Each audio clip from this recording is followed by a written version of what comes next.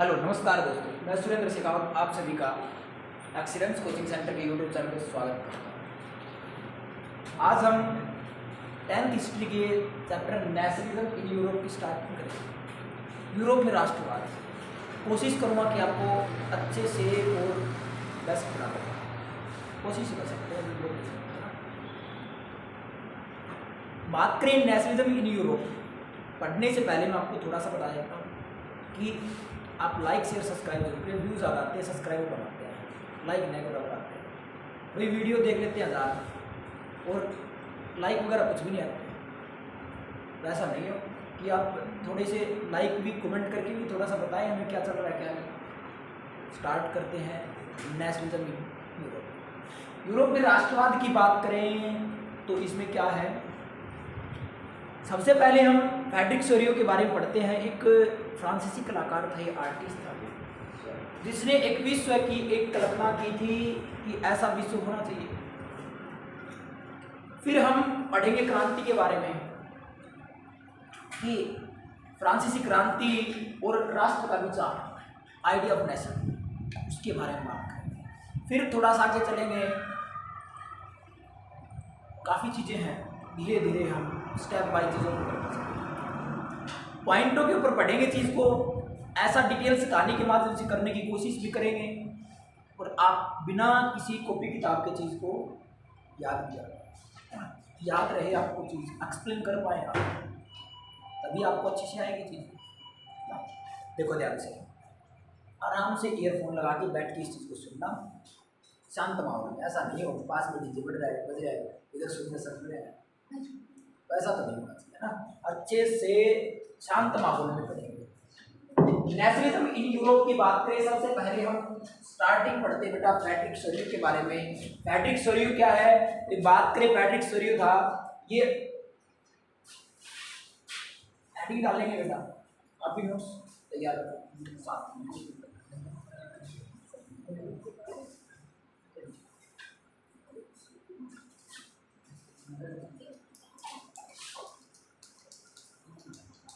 Frederick Sorio की बात करें बेटा, फ्रेडरिक सोरियो की बात करें, ये 1848 के अंदर इसके दिमाग में एक 4 प्रिंट्स की इमेज बनाता है, माइंड में कंसेप्ट देता है। एक बात करें कहाँ का बेटा है, it is French artist, it is French artist, ये फ्रेंच आर्टिस्ट था who in 1848 prepared a series of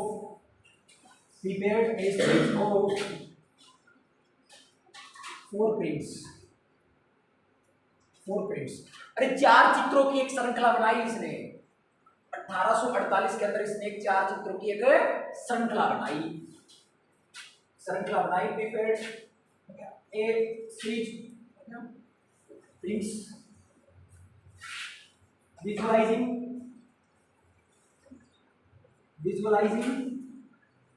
visualizing his dream of a world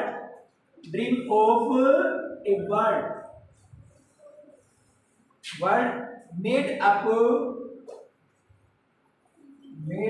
of democratic and social republics।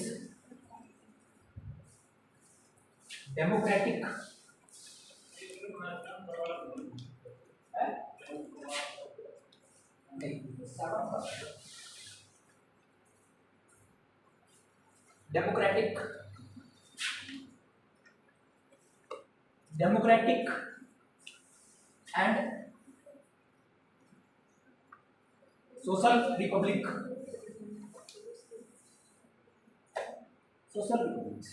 कहता है कि इसने एक ऐसे संसार की कल्पना की जो डेमोक्रेटिक और सोशल रिपब्लिक्स पे आधारित था, बना हुआ था, ऐसे संसार की कल्पना की।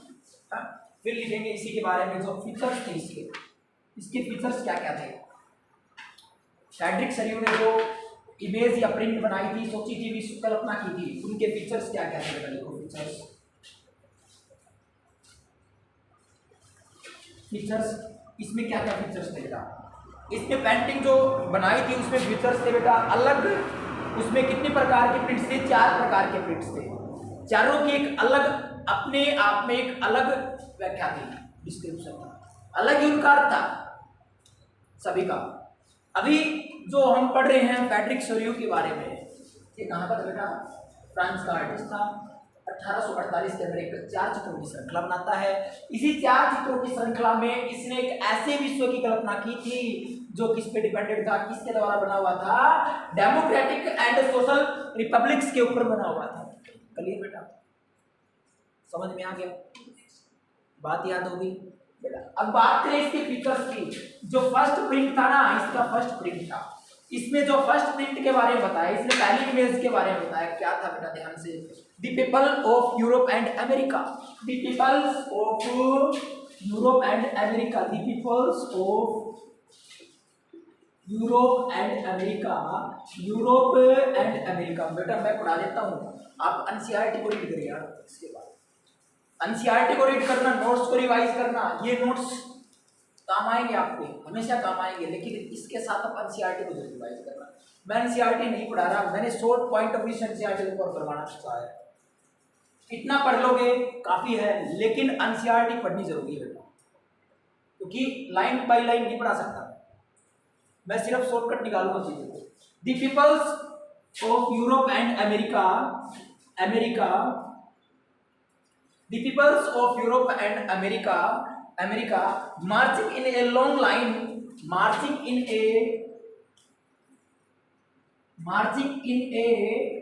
long line, marching in a long line, एक लंबी कतार में क्या करते हैं बेटा, मार्च करते हैं, एक भीड़ निकलती है, क्या करती वही भीड़ निकलती है, marching in a long line, long line, are playing home, are playing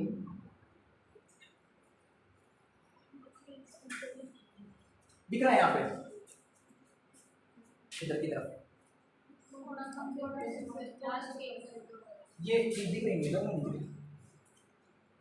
इधर दिख रहा है, line are paying,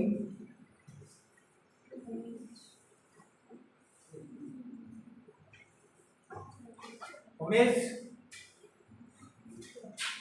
to the Statue of Liberty, to the Statue of Liberty, to the Statue of Liberty। बड़ा ब्लैक इंक लिया, इसी में डालूंगा black ink, क्या करूँगा मार्कर डालूंगा ब्लैक इंक, इसी में डालूंगा लिबर्टी, स्टैच्यू ऑफ लिबर्टी। भाई एक जो अमेरिका और यूरोप के लोग हैं, मार्च निकालते हुए एक लंबी लाइन में किसकी तरफ जा रहे हैं, हाँ स्टैच्यू ऑफ लिबर्टी की ओर जा रहे हैं, स्टैच्यू ऑफ लिबर्टी, शांति की मूर्ति की, शांति के प्रतिमा की ओर जा रहे हैं, स्वतंत्रता की प्रतिमा की ओर जा रहे हैं, किसकी ओर, स्वतंत्रता की प्रतिमा की ओर जा रहे हैं। देखो बेटा, दिस shows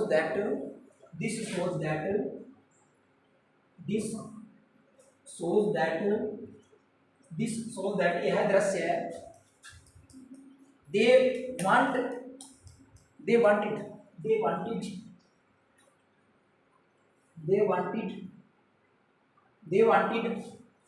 दिख रहा है, wanted तक,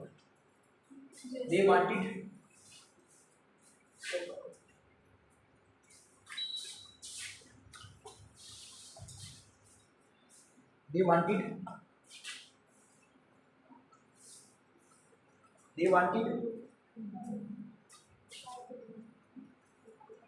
and appreciated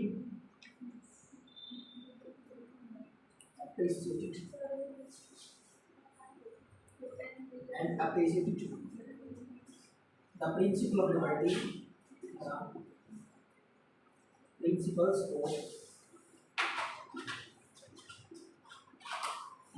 of liberty,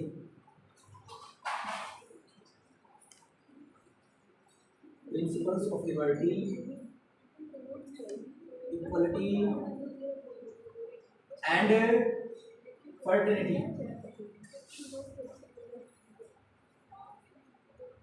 fertility, ध्यान से मैंने क्या बताया, जो फर्स्ट प्रिंट है वो उसमें क्या कर रहे हैं, यूरोप और अमेरिका के लोग हैं बेटा, सफेद वो करते बस कर रहे हैं। तो ये ज़्यादा यूनिफॉर्म के मत लगा, मैंने कहा था कि आराम से निकाल दो इसको।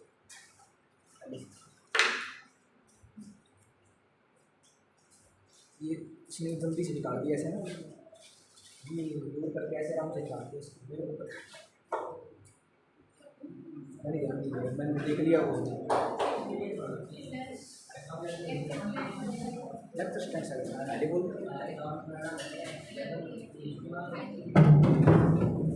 अब ठीक है।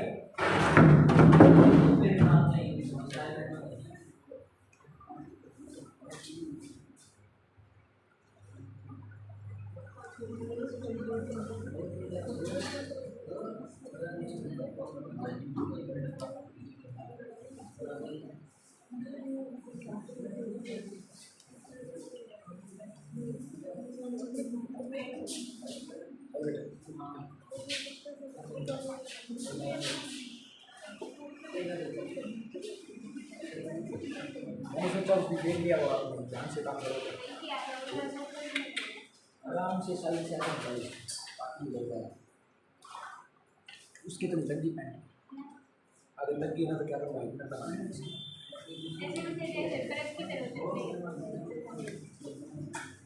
क्या मेरी काफ़ी चीज़ें खराब हो गई।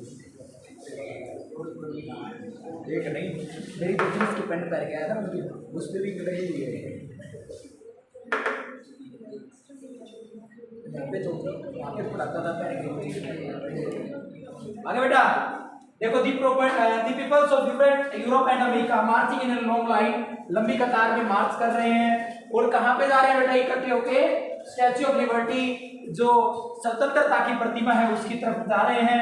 दिस शोज दैट, वो दृश्य दिखा रहा है, वो चाहते हैं क्या बेटा, लिबर्टी स्वतंत्रता, इक्वलिटी समानता और फर्टिलिटी, इनकी मतलब इनको दिखाना चाहते हैं कि ये इक्वल, हम आजाद होने के लिए जा रहे हैं। आगे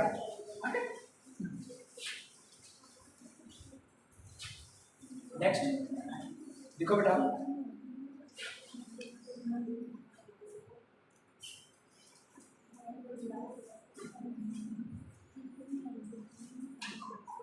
देखो बेटा सेकंड इमेज, नेक्स्ट पॉइंट लिखो बेटा, सेकंड है तो पॉइंट बना के लिखो बेटा, एक दो सीधा पढ़ लेगा, फर्स्ट सेकंड की बजाय। देखो बेटा, on the foreground of the image,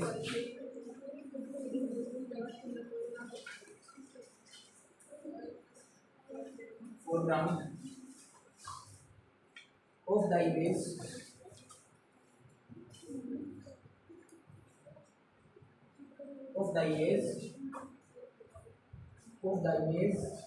lies the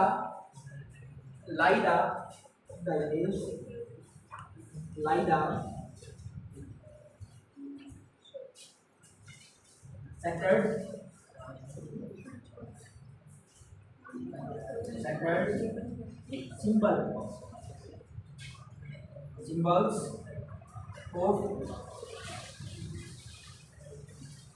monarchical regimes signifying of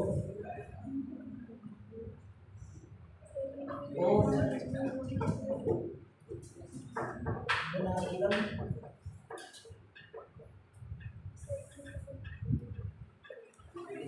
regimes, दिख रहा बेटे यहाँ?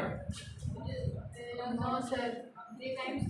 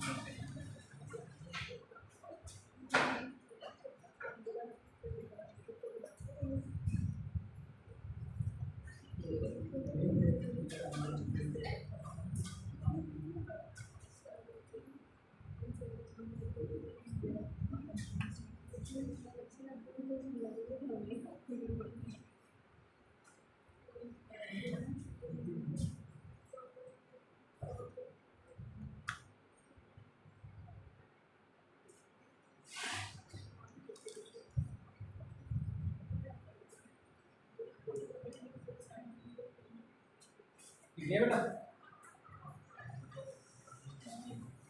देखो इस पॉइंट को समझा भाई। पहले पॉइंट में कहा कि यूरोप और अमेरिका के लोग क्या हैं, लंबी मार्च लंबी कतार में स्वतंत्रता की प्रतिमा की ओर चल रहे हैं, स्वतंत्रता की प्रतिमा की ओर चल रहे हैं।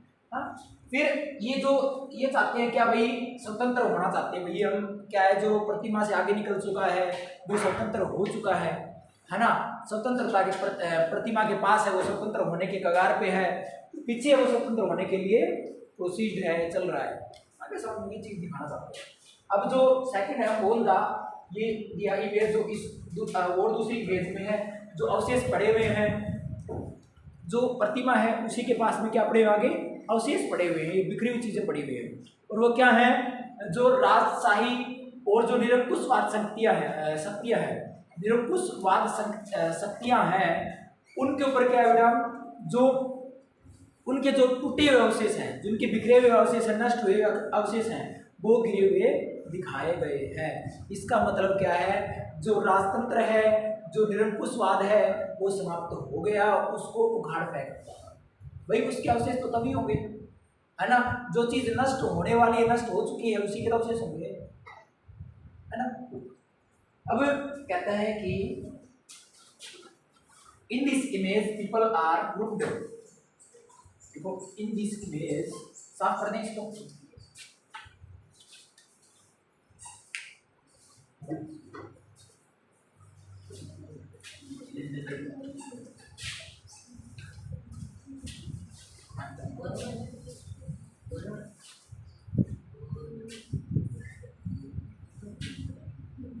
Number 3 point,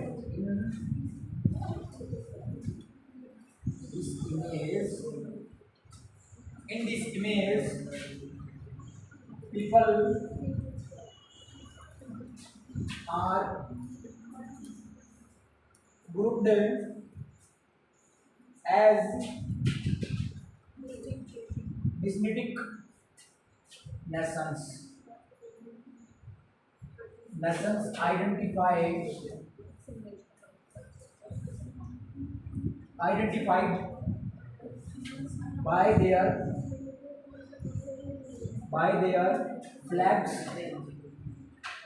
by their flags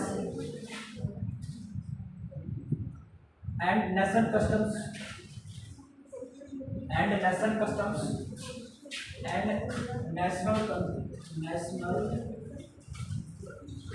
customs this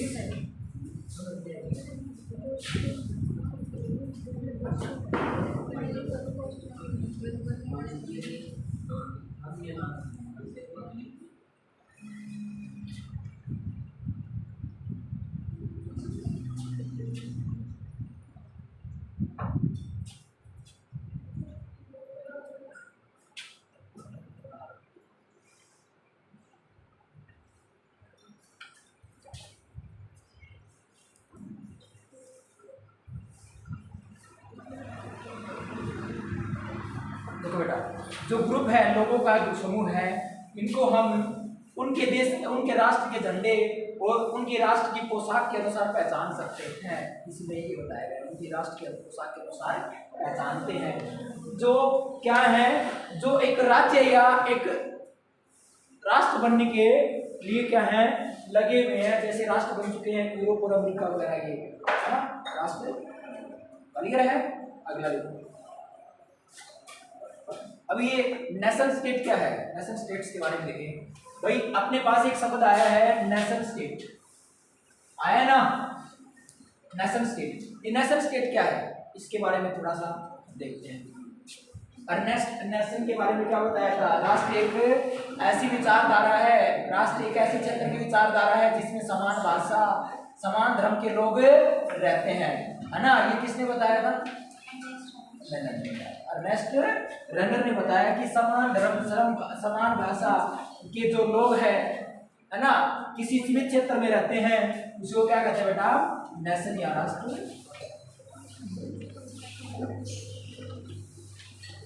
देखो बेटा, a nation state, a nation state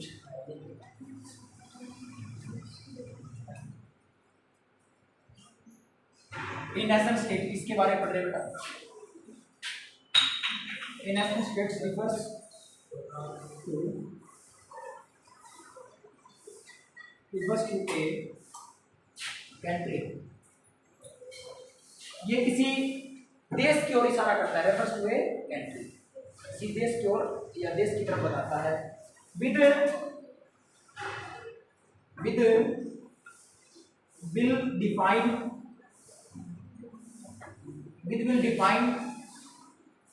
declinate with defined delicate boundaries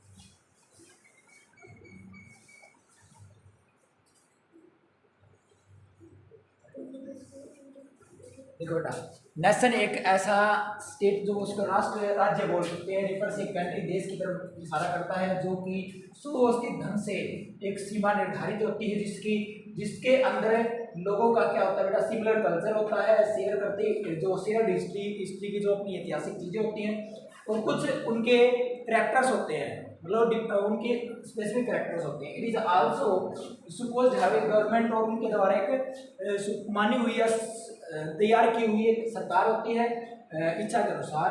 the peoples of nation states are suppose to have unity, जो मतलब उनके द्वारा क्या होती है, उनकी एकता या उनके एक कल्चर होता है। ठीक है, हाँ ये बात।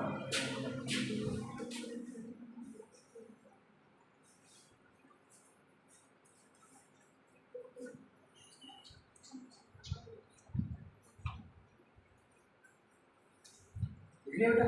ये क्या था, फ्रेडरिक सरियू के बारे में था। क्लियर है? फ्रेडरिक सरियू के बारे में क्या था, समझ में आ गया?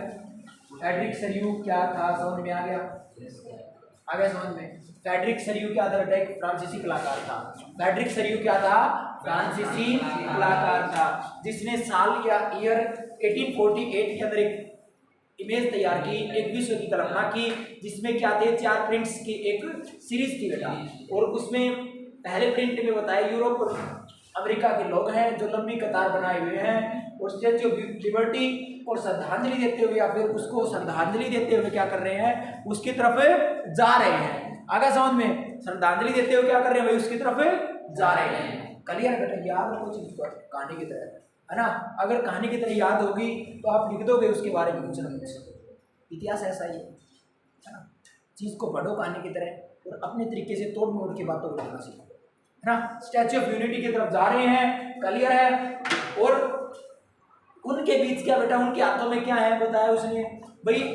जो स्टैच्यू ऑफ यूनिटी है, एक महिला की आकृति की तरह उसको रिप्रेजेंट किया है, जिसके एक हाथ में क्या है, प्रबुद्धता, या एक हाथ में क्या है, एक मशाल है, और एक हाथ में क्या है, लोगों के अधिकारों का या जनता के अधिकारों का घोषणा पत्र है। यही चीज बताई, है ना? और उसी वो प्रतिमा के, स्वतंत्रता की प्रतिमा के आगे बिखरे हुए अवशेष हैं, जो किसके हैं, राजतंत्र, मोनार्की और एब्सोल्यूटिज्म, जो निरंकुश शक्तियां हैं, उनके ध्वस्त अवशेष हैं, बिखरे हुए अवशेष। क्लियर बेटा?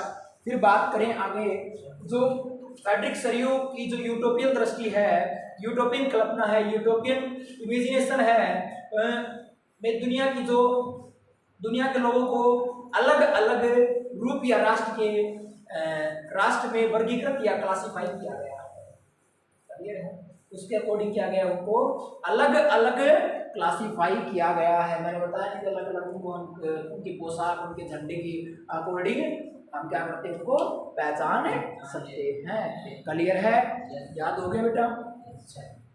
नेक्स्ट, इसी में इस जुलूस का नेतृत्व करते हुए, जो ये जुलूस चल रहा था ना, फ्रेडरिक सरियू जिसने प्रिंट में जुलूस बताया है, इस जुलूस का जो नेतृत्व कर रहे हैं वो कौन से, अमेरिका है, जर्मनी है, ऐसे कुछ देश हैं जो क्या है, आगे की तरफ हैं और उनका नेतृत्व कर रहे हैं। क्लियर है? आ गया?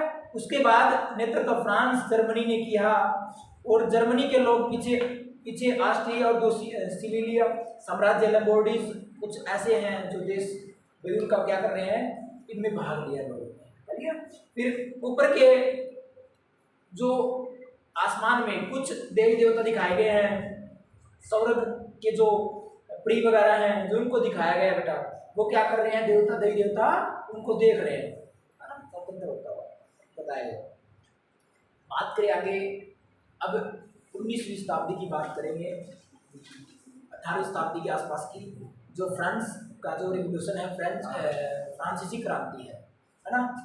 तो मैंने क्या क्या बताया बेटा, फ्रेडरिक सरियू के बारे में, फ्रांसीसी कलाकार, 1848 में 4 चित्रों की एक श्रृंखला बनाई, 4 चित्रों की एक श्रृंखला बनाई। पहले चित्र में क्या है, लोग स्वतंत्रता की प्रतिमा की ओर जा रहे हैं। स्वतंत्रता की प्रतिमा एक महिला की तस्वीर को बोला गया, महिला के रूप में उसको दिखाया गया, जिसमें एक हाथ में मशाल है और एक हाथ में घोषणा पत्र है, आगे ह्यूमन राइट्स का एक लेटर है।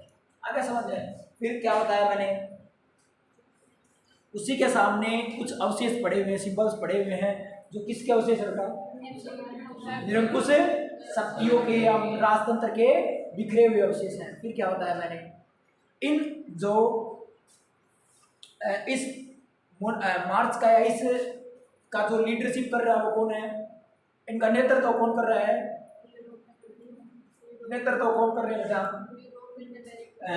जो अपने संयुक्त राज्य अमेरिका और स्विट्जरलैंड का क्या कर रहे हैं, संयुक्त राज्य अमेरिका और स्विट्जरलैंड क्या कर रहे हैं, इसका नेतृत्व कर रहे हैं। क्या कर रहे हैं, नेतृत्व कर रहे हैं, लीडर बने हुए हैं, है ना? ये क्या कर रही है, उस समय तक आजाद हो चुके थे क्योंकि आगे निकल चुके हैं, है ना? फिर बात करें आगे,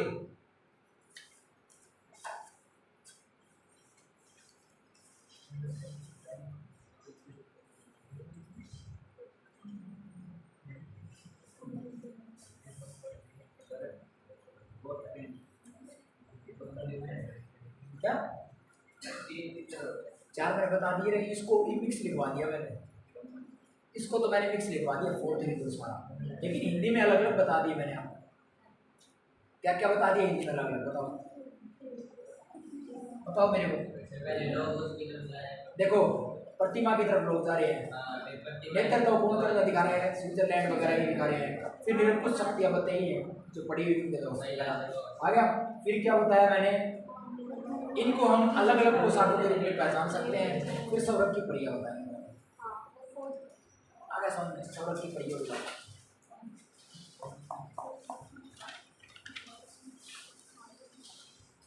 बेटा आगे the French revolution and idea of nation, फ्रांसीसी क्रांति और राष्ट्र का विचार, फ्रांसीसी क्रांति और राष्ट्र का विचार।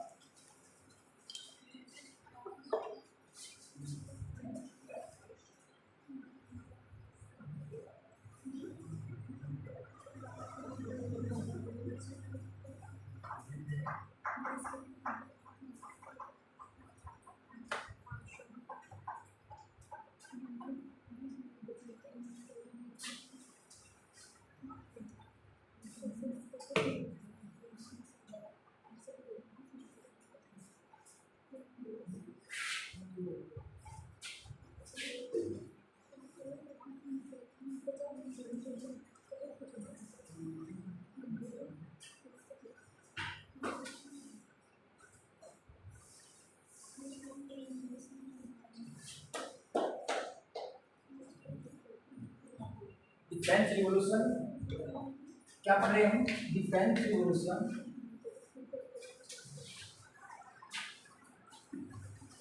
फ्रांसीसी क्रांति, इसको हम पूरा पढ़ चुके हैं, लेकिन थोड़ा सा कंफ्यूजन देख लेंगे बस इतना। French revolution,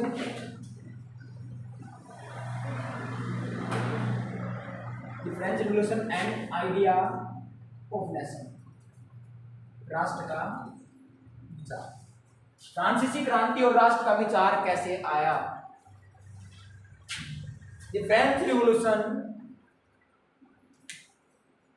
regarded as one of the most important event in history, ये इतिहास का बहुत महत्वपूर्ण या अत्यधिक महत्वपूर्ण घटना है, इसको अत्यधिक महत्वपूर्ण घटना माना जाता है।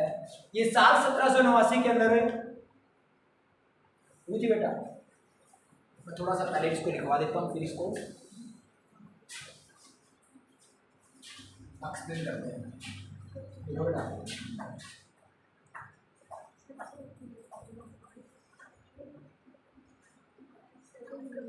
फ्रेंच रिवॉल्यूशन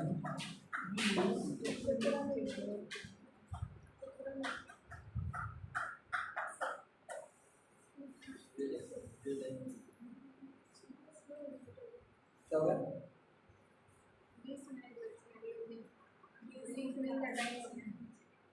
समझ लीजिए